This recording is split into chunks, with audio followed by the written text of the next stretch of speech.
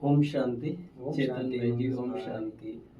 आज हम 15/12/2001 की अव्यक्त वाणी रिवाइज कर रहे हैं। जी। वाणी का शीर्षक है एक व्रताबंध, पवित्रता की धारणा द्वारा रूहानियत में रह मनसा सेवा करो। एक व्रताबंध, पवित्रता की धारणा द्वारा रूहानियत में रह मनसा सेवा करो। आज रूहानी बाप चारों ओर के रूहानी बच्चों की रूहानियत को देख रहे हैं।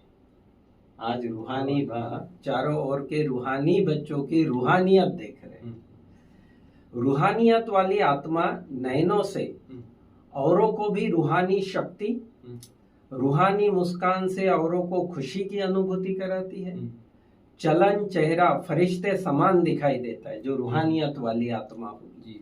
रूहानी संकल्प अपने में भी शक्ति भरने वाले और दूसरों को भी शक्ति देते हैं। रूहानी बोल सुख का अनुभव कराते, रूहानी कर्म सहज कर्म योगी स्थिति का अनुभव कराते। ये सारी बाबा ने रूहानियत के बारे में विशेषताएं बताई कि बाबा ने कहा कि रूहानियत से क्या क्या होता है। तो स्वयं भी शक्तिशाली, औरों को भी शक्ति देते हैं और रूहानी कर्म औरों को भी कर्म योगी बनने के अनुभव कराते हैं या कैसे कर्म योगी रहना है ये समझाते हैं। बाबा ने कहा ऐसी रूहानियत का आधार जो है पवित्रता है। पवित्रता ही ब्राह्मण जीवन का श्रृंगार है। पवित्रता ब्राह्मण जीवन की मर्यादा है। फिर आगे बाबा कहता है कि रूहानियत का बीज जो है वो भी पवित्रता ही है। पवित्रता सिर्फ ब्रह्मचर्य नहीं, हाँ, पवित्रता जैसे दुनिया में सिर्फ ब्रह्मचर्य को ही विशेष लेकिन बाबा कहते हैं पवित्रता सिर्फ ब्रह्मचर्य नहीं, लेकिन हर बोल संकल्प कर्म ब्रह्मचारी, ब्रह्मा बाप समान हो हमारा हर संकल्प बोल और कर्म। बाप दादा हर बच्चे की पवित्रता के आधार पर रूहानियत देखने चाहते हैं। पवित्रता के आधार पर रूहानियत देखने चाहते हैं। बाप दादा के पास सबका चार्ट है। आज बाबा जैसे धर्मराज रूप या एक टीचर का जैसे रूप होता है ना, स्ट्रिक्ट वाला, हाँ, तो ऐसे बाबा कह रहा है कि बाप दादा के पास सबका चार्ट है। बोलते नहीं लेकिन क्या क्या करते, कैसे कैसे करते, सब बाप दादा के पास चार्ट है। बाप दादा के पास बड़ी टीवी है, एक एक को देख सकते हैं किस समय कौन क्या कर रहा है। बाप दादा देखते हैं लेकिन सुनाते नहीं। बाकी रंग बहुत देखते हैं, छिप छिप कर भी क्या करते वो भी बाबा देखते हैं। इसलिए भगवान को दुनिया में जानी जाननहार जो कहा गया है वो इसी कारण से कि बाबा कहते हैं मैं जानता भी हूँ और सब कुछ देखता भी हूँ लेकिन चुप रहता हूँ, क्योंकि पता है कि अगर बताएंगे तो फिर और बातें मतलब वो भी एक तो दिल शिकस्त हो जाएंगे और दूसरों के भी मन में वो भाव चले जाएंगे। तो इसलिए बाबा कहते हैं अभी बाबा ने पर्दा डाल रखा है उन बातों पर। समय अनुसार विश्व की आत्माएं आपको रूहानियत का सैंपल देखना चाहती है। इसका सहज साधन है एक शब्द का अटेंशन रखो, बार बार अंडरलाइन करो, एक व्रता भव। बाबा कहता है कि समय अनुसार विश्व की आत्माएं आपको रूहानियत का सैंपल देखना चाहती है और इसका बहुत सहज शब्द बाबा ने बताया कि एक शब्द का अटेंशन रखो, बार बार अंडरलाइन करो कि एक व्रता भव। जैसे दुनिया में पतिव्रता शब्द यूज किया जाता है, माना एक ही पति के तरफ, दूसरे के तरफ नजर नहीं जाएगी पत्नी। तो ऐसे ही बाबा कहते एक व्रता माना एक बाबा दूसरा न कोई, मन वचन कर्म से उस एक के ही मत पर चलने वाले। एक व्रता से एकाग्रता, एक व्रता होने से एकाग्रता सहज हो जाती है। बाबा कहते हैं अचल अडोल रह सकते हैं और एक मत पर चलना भी सहज हो जाता है। फिर बाबा ने कहा कि सारे दिन में मन बुद्धि एक व्रता रहती है। जो बाबा कहते हैं चेक करो कि सारे दिन में मन बुद्धि एक व्रता, माना एक शिव बाबा और एक शिव बाबा की श्रीमत उसी के अंदर चलती है या कहीं और देहधारी या और तरफ बुद्धि भटकती है। समय प्रकृति आत्माएं पुकार रही है, हे प्रकृति आत्माएं, हे प्रकृति पति आत्माएं, अब परिवर्तन करो। इसलिए बाप दादा हर बच्चे का मर्सीफुल स्वरूप देखने चाहते हैं। हद की बातें छोड़ो, मर्सीफुल बनो, सकाश दो, शक्ति दो, सहारा दो। ये बड़ी बाबा की जैसे रहम दिल वाली भावना है कि बाबा कहते हैं देखो समय भी पुकार रहा है, प्रकृति भी पुकार रही है, आत्माएं भी पुकार रही है कि अभी हमको इस दुखों से, अशांति से, दुनिया के इस तमोगुनी वायुमंडल से मुक्त करो। और बाबा कहते वो पुकार रहे हैं तो आप प्रकृति पति आत्माएं अब परिवर्तन करो। इसलिए बाप दादा हर बच्चे का मर्सीफुल स्वरूप देखने चाहते हैं। हद की बातें छोड़ो, मर्सीफुल बनो, सकाश दो, शक्ति दो, सहारा दो। फिर आगे बाबा कहता है कि यह मनसा सेवा हर एक छोटा बड़ा, नया पुराना कोई भी कर सकता है। इसमें बाबा कहते बहाना नहीं चल सकता है कि हम तो अभी अभी ज्ञान में आए हैं, या हम तो अभी छोटे हैं, या हमारी सेवाएं बहुत है, या हम बीमार है, शरीर की कोई तकलीफ है, या हमारे पास साधन नहीं है। बाबा कहते कोई बहाना नहीं है, क्योंकि ये सेवा ही ऐसी है कि मन के द्वारा शुभ संकल्प आपको चलाने हैं बाबा की याद में, समझो। तो बाबा कहते हैं मनसा सेवा हर एक छोटा बड़ा, नया पुराना कोई भी कर सकता है। हम छोटे हैं, बीमार है, साधन नहीं है, कोई भी आधार नहीं चाहिए। बाप दादा बच्चों को जिम्मेवारी देते हैं। आज खास बाबा ने ये जिम्मेवारी दी है कि रोज सारे दिन में कितने घंटे मनसा सेवा यथार्थ रूप से की, उसका चार्ट रखो। योग अलग चीज, आप बैठ के योग कर रहे हैं वो अलग चीज, लेकिन इसके लिए खास मनसा से, जैसे अमृत वेले योग किया हमने वगैरह, लेकिन बाबा कहते हैं दिन में भी और कितना समय, और खास इसके लिए कि प्रकृति को कितना सकाश दिया, आत्माएं जो दुख अशांति में है इसके लिए हमने कितना समय खास निकाल के। तो बाबा कहते हैं इसका भी चार्ट रखो। क्या आप अपने परिवार की दुखी अशांत आत्माओं को देख सकते हो? अगर हम ये सोचे कि लौकिक में भी अगर हमारे फैमिली में कोई डिस्टरबेंस होता है, या कोई बीमार होता है, कोई प्रॉब्लम आती है, तो हम करते हैं ना कुछ ना कुछ। तो बाबा कहते हैं तो सारी दुनिया ही तुम्हारा परिवार है, और आत्माएं कितनी दुख अशांति में तड़प रही है। तो बाबा कहते हैं क्या आप अपने परिवार की दुखी अशांत आत्माओं को देख सकते हो? आज आत्माएं सुख शांति के एक बूंद की प्यासी है। फिर बाप दादा कहते हैं कि बाप दादा बार बार सुनाते रहते हैं, समय इंतजार कर रहा है। ब्रह्मा बाबा भी गेट खोलने का इंतजार कर रहे हैं, और प्रकृति भी तीव्र गति से सफाई करने के लिए इंतजार कर रही है। धीरे धीरे तो करती है, लेकिन फास्ट स्पीड से, जैसे कि भाई पुरानी दुनिया चली जाए और नए स्वर्णिम युग का आह्वान करे, तो बाबा कहते हैं प्रकृति भी तीव्र गति से सफाई करने के लिए इंतजार कर रही है। तो बाबा कहते हैं हे फरिश्तों, अपने डबल लाइट से इंतजार समाप्त करो। फिर आगे बाबा ने पिछली मुरली जो बाबा की चली थी, दुआएं दो दुआएं लो, तो ये टॉपिक फिर से बाबा ने रिपीट किया कि बस सिर्फ एक ही बात करो, दुआएं लो। और हाँ, संकल्प बोल वाणी कर्म संबंध संपर्क द्वारा दुआएं दो दुआएं लो। कोई बद्दुआ दे तो भी आप दुआ दो, कोई बद्दुआ दे तो भी आप दुआ दो, क्योंकि आप दुआओं के सागर के बच्चे हो। कितनी बड़ी बात बाबा कहता है कि कोई बद्दुआ दे तो भी आप दुआ दो, क्योंकि आप दुआओं के सागर के बच्चे हो। दृढ़ संकल्प करो, मुझे दुआएं देनी है और दुआएं लेनी है। बस बाबा कहते हैं यही एक काम करो, ये काम भी कर लिया ना तो पुरुषार्थ एकदम सहज हो जाएगा, उसके लिए अलग से कुछ करना नहीं पड़ेगा। तो चेतन भाई जी, अभी आज आप बताइए कि ये जो रूहानियत है, रूहानियत को हम कैसे, मतलब किस परिभाषा कैसे कहेंगे? रूहानियत जो बाबा कहता है कि रूहानियत में रहो, रूहानियत में रहो। ओम शांति शांति।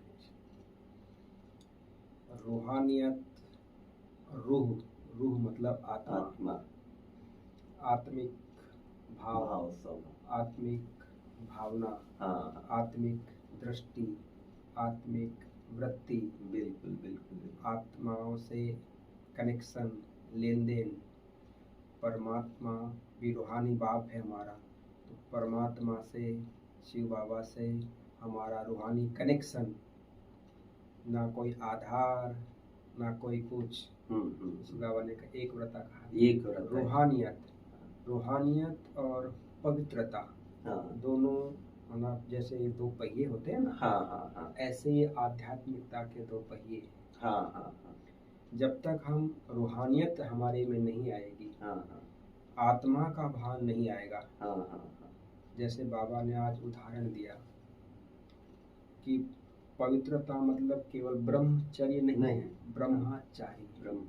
बहुत बड़ी। ब्रह्मा बाबा का क्यों उदाहरण देते हैं बाबा?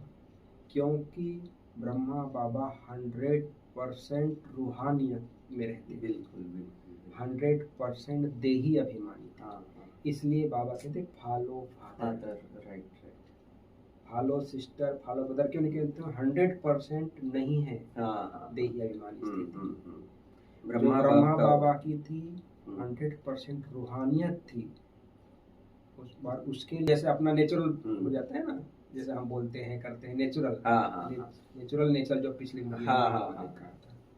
तो रूहानियत, जब तक रूहानियत, क्योंकि एक ऊपरी पवित्रता नहीं है हमारी, ये अंदर की पवित्रता है, आत्मा की पवित्रता है, मन की पवित्रता है, वृत्ति की पवित्रता है, अपने मनसा वाचा कर्म की पवित्रता है। ये पवित्रता माना एक साफ सफाई कर लिए या ब्रह्मचारी बन गए, वो पवित्रता नहीं। किसी भी आत्मा के प्रति हमारे यदि अशुभ संकल्प भी चलते हैं, राइट, वो भी अपवित्रता है। तो इसलिए बाबा ने कहा था दुआएं दो और दुआएं दो, क्योंकि दुआएं कौन दे सकता है? जिसके पास जमा है, स्टॉक है, रूहानियत है, आत्मिक भाव है, देने की भावना है।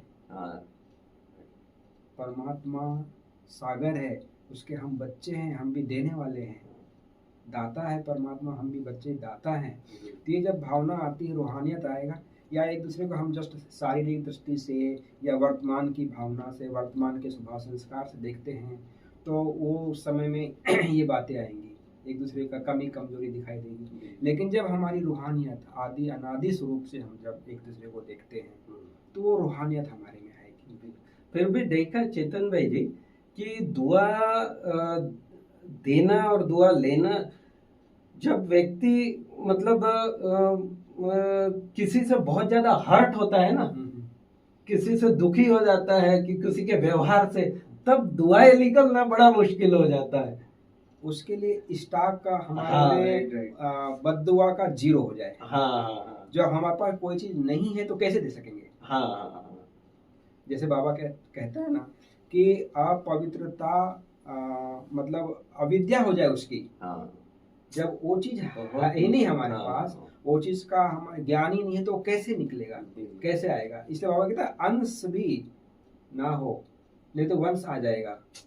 तो इसलिए यदि हमारे में इतनी दुआएं इकट्ठी, जैसे बाबा ने आज कहा ना, कोई कितना भी बद्दुआ दे हो या कितना भी कोई नाराज होने वाला हो, बिल्कुल है ना, कितना भी नाराज हो, लेकिन हम हर किसी को राजी करने वाले हैं। तो कितना भी कोई नाराज हो, बद्दुआ देने वाला हो, लेकिन हम आत्माओं में इतनी, जैसे परमात्मा है, कभी किसी को बद्दुआ दे सकता है? वो हर एक चीज जानता है, कौन कैसा कर रहा है, लेकिन इसके बावजूद भी वो सदा दुआ ही देता है, वो सदा सुख ही देता है। इसलिए सुख दाता, उसको दुख हरता सुख करता कहा जाता है। दुनिया में क्या है, नहीं तो कहते हैं कि दुख और सुख परमात्मा देता है, लेकिन ये गलत है। यदि दुख और सुख परमात्मा ही दे, तो फिर रावण का या दुख देने वाले का क्या मतलब? ये है उसको तो उल्टा दुख हरता सुख करता कहा गया है। साफ कहते हैं दुख हरता सुख करता, तो फिर दुख देने वाला तो हो ही नहीं सकता है। इसलिए बाबा आकर आप समान हमें बनाते हैं, हर बात में शांति का सागर, प्रेम, तो हर चीज में मास्टर बनाते हैं बच्चे को। तो दुआओं में भी मास्टर, जब कोई कितना भी कर दे, लेकिन जब वो आत्मा के प्रति हमारी रहम भावना आएगी कि बेचारा अज्ञानता वश या परवश या विकारों के वश, अपने स्वभाव के वश ये आत्मा बिचारी, उसके प्रति रहम जब आएगा तब वो मतलब, यदि उसके प्रति रहम नहीं आएगा तो ऐसा करता है, तो हमारे में भी जो नहीं भी होगा तो निकल जाएगा। और इसमें और एक बात, सहन शक्ति भी बहुत चाहिए। अपने अंदर सहन शक्ति। इसलिए तो बाबा ने पिछले मुरली में कहा था ना कि स्टॉक शक्तियों का जमा। जैसे हम दूसरों को देते, कोई भी चीज देते हैं तो स्टॉक होगा तो ही देंगे ना। बिल्कुल बिल्कुल। तो शक्तियों को यूज करना है। तो ऐसे ही हमारी जो शक्तियां हैं, गुण हैं, उनको हम केवल ठंडे बस्ते में रख दिए। वो वही बाबा कहता है कि यूज करो, बार बार बाबा ने यूज नहीं करेंगे। अपनी इसे ऐसे पवित्रता के बल को, जैसे योग बल को, आत्मिक बल को हम जैसे जैसे हम यूज करते जाएंगे, एक दूसरे के प्रति लगाते जाएंगे, कार्य में लगाते जाएंगे, तो हमारे में भी वो एक बल आता जाएगा और उसमें विश्वास बढ़ता जाएगा। जस्ट हमने देख लिया, हम तो पवित्रता के सागर के बच्चे हैं, पवित्र आत्मा है, लेकिन पवित्रता की शक्ति क्या होती है उसको हम यूज करें अपने संकल्पों पे, अपने बोल में, तब उसका माना प्रभाव हमारे पर भी पड़ेगा और दूसरों पर भी पड़ेगा। नहीं तो यूज नहीं करेंगे तो वो जस्ट जानकारी में रह जाता है। और एक दूसरा रूहानियत जो है, ये शब्द ही जो है ना, रूह की नियत जैसे हम कहते हैं कि इसकी नियत में खोट है, ये शब्द अक्सर नियत माना भाव स्वभाव। तो बाबा कहते हैं रूह की ओरिजिनल नियत जो है ना, वो सुख, शांति, पवित्रता, आनंद, शक्ति, प्रेम, ज्ञान, गुण, ये है वास्तविक जो रूहानियत है। रूह की नियत जो स्वभाव है वो ये है। तो बाबा कहते हैं कि वो उसी प्रकार के आप रूहानियत में रहो, और उसका मूल आधार बाबा ने कहा कि वो पवित्रता ही है।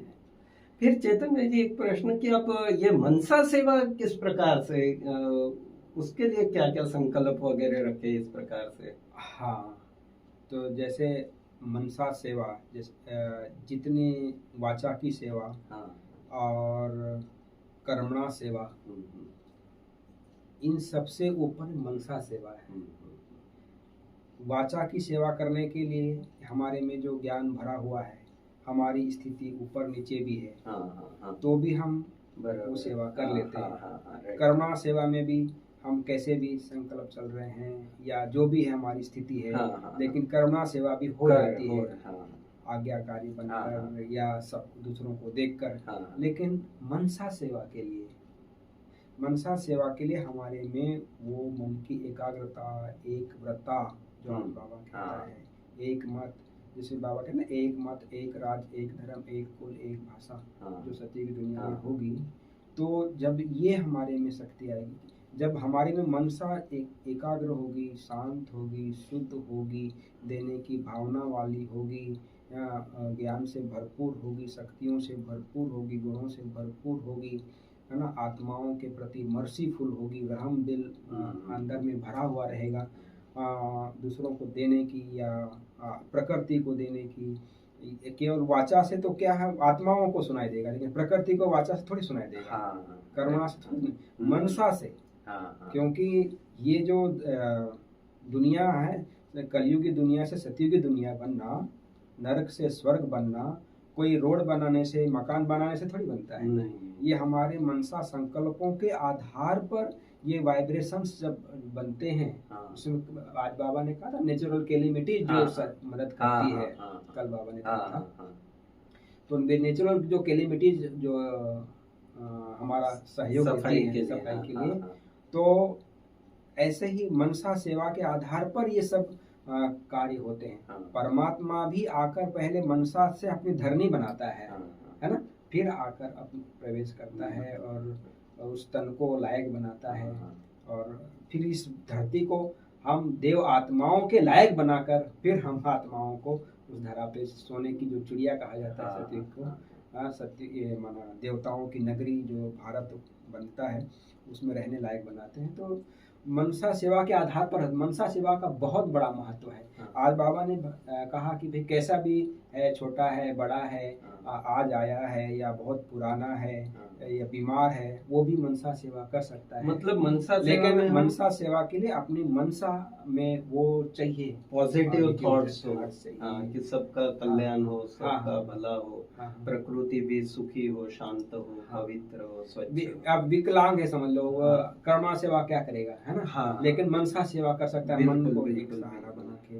अब वाचा जिसको कोई गूंगा है, नहीं बोल सकता है ना, तो वो कैसे मनसा सेवा तो कर ही सकता है ना बाबा का। इसलिए तो बाबा ने जो अपने दिव्यांग हैं उनकी भी एक विंग बनी हुई है, उसके माध्यम से भी बहुत सारी कितने बाबा के बच्चे बने हुए हैं। और दिव्य बुद्धि, जैसे बाबा कहते हैं तीसरा नेत्र हमारा खुला रहे।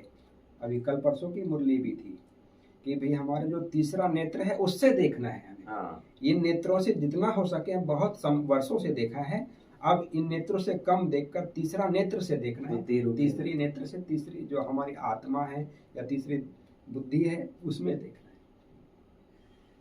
तो आज वरदान में बाबा ने कहा है कि ईश्वरीय संग में रह, उल्टे संग के वार से बचने वाले सदा के सत्संगी भव। बाबा कहते हैं कि बाबा के संग में रहो, यही सच्चा सत्संग है। मन बुद्धि बाबा के संग में रहे।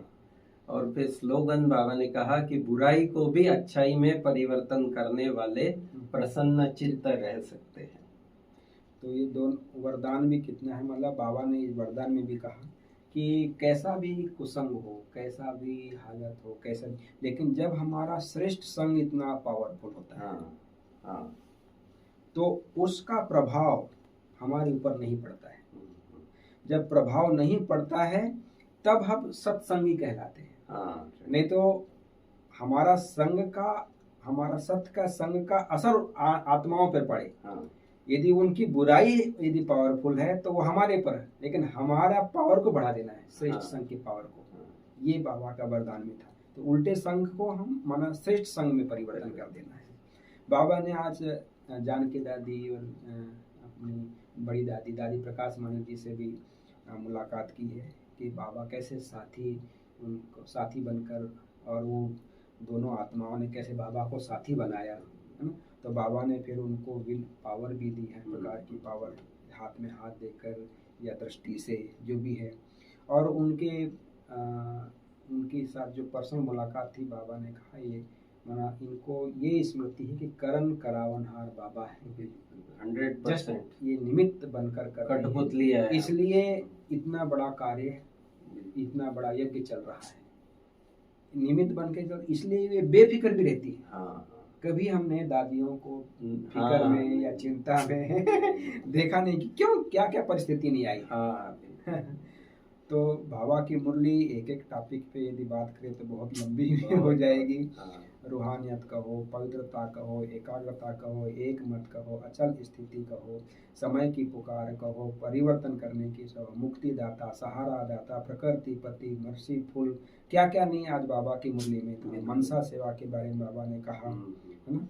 एक व्रत भी बाबा ने कहा क्या कौन सा व्रत लेना है। और बाबा ने कहा चाल्याकियाँ जो बाबा माने बच्चे करते हैं उसकी भी बाबा ने बताया कि बहुत चाल्याकियाँ हैं, लेकिन मैं नहीं वर्णन करता। कर्नाटक जो उनकी सेवा थी उसके बारे में बाबा ने बहुत कुछ बताया कि कितना एक ब्राह्मणों की सेवा करना कितना पुण्य समझते हैं। और यहाँ इतने सारे ब्राह्मणों की सेवा का चांस मिला है, भाग्य मिला है, ऐसा माना जमा का खाता करने का जो भाग्य मिला है। तो ये आज की मुरली बहुत विशेष है, पवित्रता वाली मुरली है, रूहानियत वाली मुरली है। इसको हम जितनी बार पढ़ते जाएंगे उतना और इसमें रस आता जाएगा, मज़ा आता जाएगा, आनंद से भरपूर होते जाएंगे, पवित्रता से संपन्न बनते जाएंगे। ओम शांति। शांति।